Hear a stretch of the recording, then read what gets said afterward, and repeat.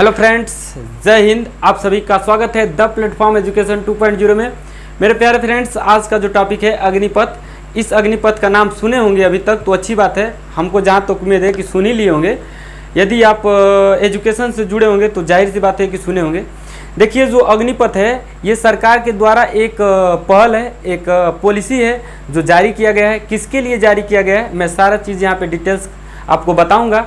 इससे पहले कि मैं आपसे कह दूँ एक बात कि यदि आप एजुकेशन से जुड़े हैं या नहीं भी जुड़े हैं तो प्लीज़ आप इस चैनल को सब्सक्राइब करें और बेल आइकन को हिट करें ताकि आपके पास हमारा पहले वीडियो पहुंच सके। देखिए मेरे प्यारे फ्रेंड्स, इस समय खास तौर से युवाओं में बहुत सारा आक्रोश है। अनिश्चित काल के लिए रोडों पे प्रदर्शन किया जा रहा है।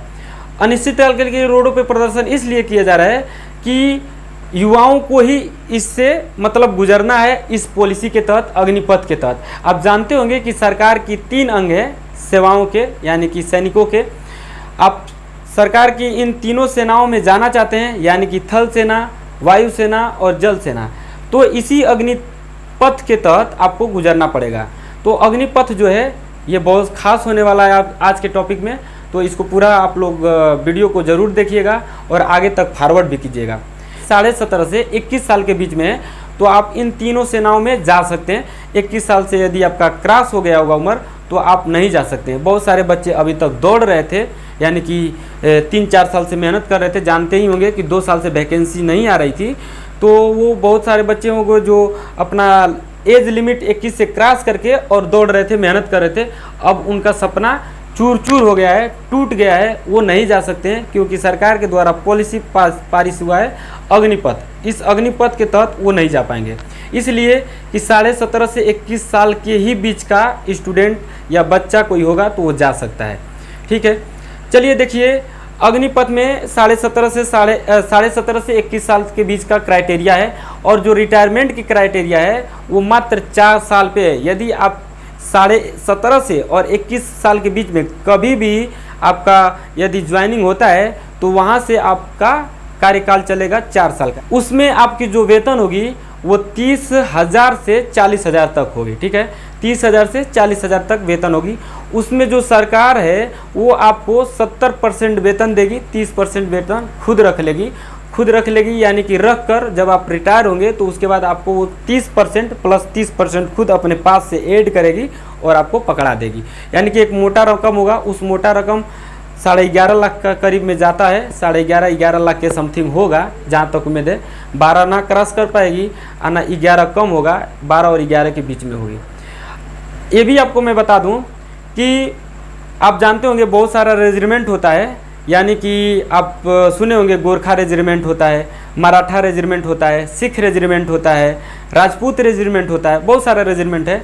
इस रेजिमेंट में पहले क्या था कि क्षेत्र और जाति के आधार पे मतलब दिया जाता था नौकरी, लेकिन अब इसके तहत नहीं होगा।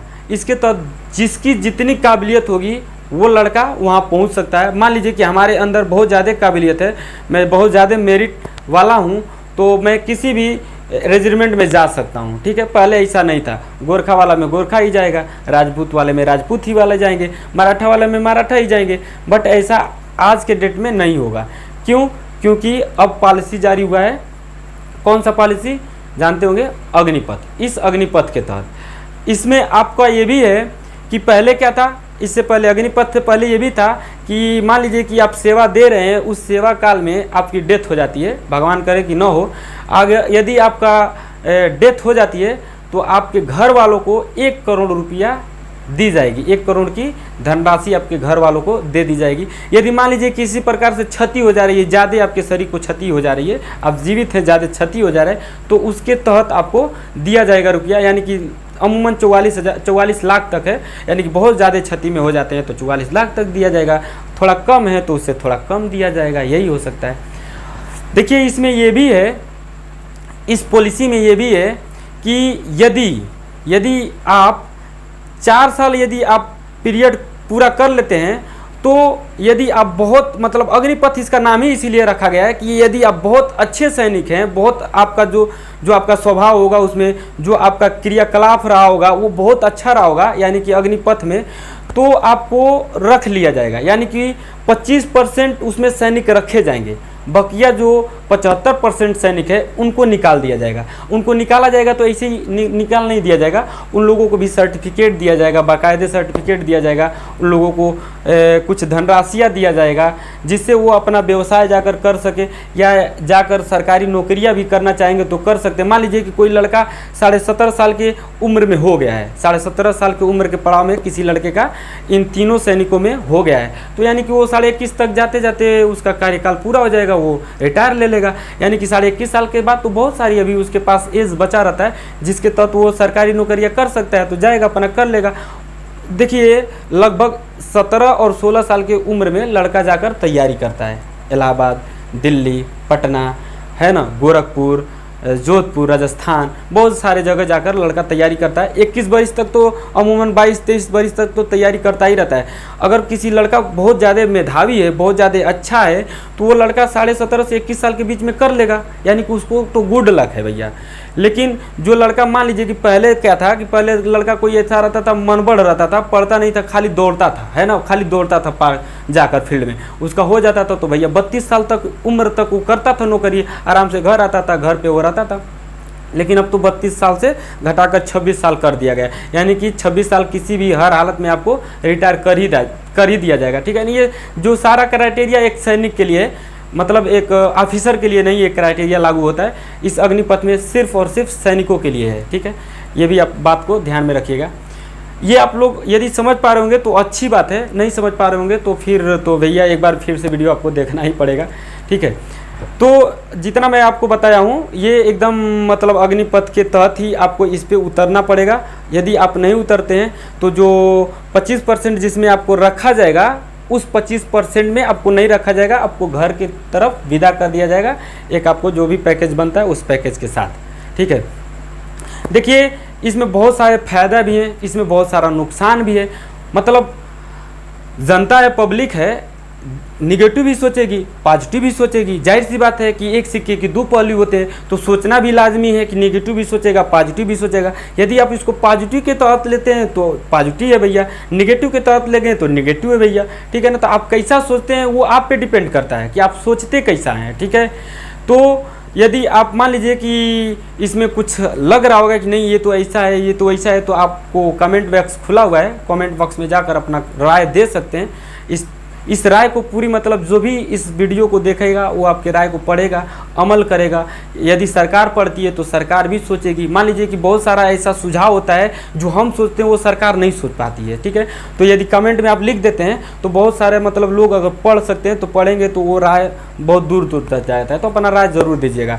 देखिए एक बात ये भी है कि इस रेजिमेंट के तहत, रेजिमेंट बोल रहा हूँ सॉरी, इस पॉलिसी के तहत यानी कि 50,000 हर साल वैकेंसी क्लियर कराई जाएगी, ठीक है ना। 50,000 हर साल वैकेंसी क्लियर कराई जाएगी और उस 50,000 हर साल वैकेंसी क्लियर कराई जाएगी। उसी 50,000 में 25% सैनिक रखे जाएंगे। इस साल यानी कि 2022 में सरकार के तहत 45,000 वैकेंसी 46,000 वैकेंसी क्लियर कराया जाएगा। लगभग 46,000, 45,000 भी हो सकता है, लगभग बोला है वहाँ पे। लगभग 46,000 तक वैकेंसी क्लियर करा जाएगा 2022 में, है ना। देखिए आगे ये 50,000 तक क्लियर रहता है कि नहीं रहता है, इस पे कोई कह नहीं सकता है कि नहीं सरकार बोल दी कि 50,000 हर साल कराया जाएगा तो 50,000 रहेगा ही रहेगा, ऐसा नहीं है। और ये भी नहीं है कि 50,000 से कम हो जाएगा या 50,000 हर साल करा ही देगी, है ना। देखो बहुत सारी ऐसी है सरकार की पॉलिसियाँ, उस पर खरा सरकार नहीं उतर पाती है, तो यहाँ पे भी नहीं उतर पाएगी, इसकी मैं गारंटी देता हूँ, ठीक है ना। मैं भी गारंटी देता हूँ कि यहाँ पे सरकार पूरा खरा नहीं उतर पाएगी। अभी मान लो कि प्रधानमंत्री का चुनाव चलेगा जिस साल, उस साल सरकार नहीं कराएगी वैकेंसी, भैया चुनाव में बिजी रहेगी कि आपकी वैकेंसी क्लियर कराएगी, है कि नहीं। बहुत सारा देखे होंगे कि चुनाव के समय वैकेंसियाँ रुक जाती हैं। ये एकदम मैं समक्ष एकदम प्रमाण के साथ बोल सकता हूँ इस बात को कि मतलब जब भी चुनाव होता है, जब भी कोई चीज़ रहता है वैसा, तो वैकेंसियाँ रुक जाती हैं, ठप पड़ जाती है, जहाँ की जहाँ वहीं पे धरी की धरी रह जाती हैं। तो सरकार कैसे कह देगी कि नहीं मैं 50,000 वैकेंसी क्लियर ही करा दूंगा, है कि नहीं, नहीं करा पाएगी। अगर करा देगी तो सरकार की भाई तो बड़प्पन है, बहुत बड़ी बात है, बहुत अच्छी बात है, सरकार की अच्छी पॉलिसी है। नहीं करा पाएगी तो वहीं पे सरकार की ये पॉलिसी थोड़ी सी खराब हो जाएगी, है कि नहीं। अमूमन हमारे हिसाब से नहीं करा पाएगी। मैं आपको 2-4 उदाहरण भी दे सकता हूँ। देखो जैसे टीचर की एलिजिबिलिटी टेस्ट है, आपका यूपी टेट है, ठीक है, इसी तरह बिहार टेट है, इसी तरह आप लोगों का बहुत सारा टेट है, हरियाणा टेट है, आपका सी टेट है ना, सी टेट जानते होंगे, सेंट्रल का जो होता है सी टेट। इसमें सरकार का क्राइटेरिया ये है कि हर साल दो वैकेंसी क्लियर कराएगी, 2 वैकेंसी क्लियर कराएगी, यानी कि ये एलिजिबिलिटी जो टेस्ट है 2 बार करा देगी, है कि नहीं, 2 बार करा देगी भैया। एक भी बार, कभी कभी तो ऐसा होता है कि एक भी बार नहीं क्लियर हो पाता है, कभी कभी ऐसा होता है, कभी कभी क्या हर साल ऐसा ही होता है कि साल में 2 बार है, साल में एक ही बार करा पाती है। तो ये पॉलिसी तो है लेकिन नहीं करा पाती है। इसी प्रकार ये भी पॉलिसी है, इसमें भी नहीं करा पाएगी, जाहिर सी बात है कि नहीं। अगर करा देगी तो अच्छी बात है। देखिए ये एक तरीके से सही भी है तो एक तरीके से गलत भी हो सकता है। ये आप लोगों को सोचने का तरीका हो सकता है कि आप इसको किस तरीके से सोचते हैं। यदि आप जैसे भी सोचते हैं सोचकर हमको बताइएगा और अपना कमेंट ज़रूर दीजिएगा मेरे प्यारे दोस्तों। आप ही के भरोसे ये वीडियो डाला गया है, ठीक है ना, अकेले तो हम बैठ कर देखेंगे नहीं, तो ज़रूर आप इस वीडियो को फॉरवर्ड भी आगे तक कीजिएगा। और इसमें जो युवाओं में जोश है, ठीक है कि नहीं, मतलब ये पॉलिसी सही है तो उनके लिए सही है। इस पॉलिसी में ये भी है कि 6 महीने वो आपका ट्रेनिंग देगा, 3.5 साल वो आपका सेवा देगा, ठीक है ना सैनिक।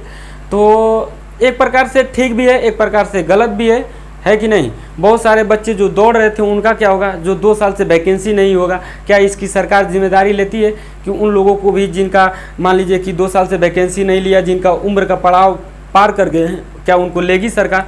ऐसा हो सकता है। तो सरकार इस पे अमल करे, है कि नहीं, इसको आगे तक भेजिए। बहुत सारा ऐसा वैकेंसी है उसको लटका पड़ा हुआ है, जानते ही है कि नहीं। बहुत सारी ऐसी वैकेंसियाँ है। देखो 2019 की वैकेंसी अभी तक रेलवे की लटकी पड़ी हुई है।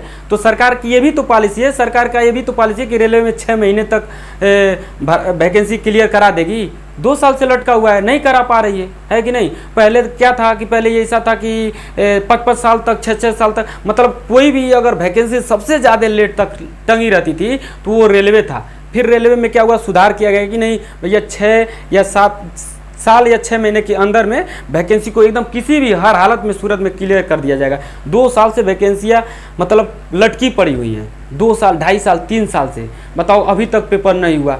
ये भी सरकार की पॉलिसी है, बट इसमें भी सफल होगी कि नहीं होगी कोई गारंटी के साथ नहीं।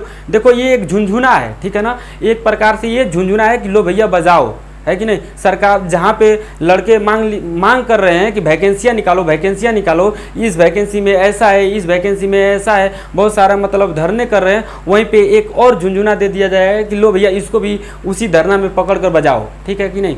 जो भी है, कुछ भी है, सरकार की पॉलिसी है भैया।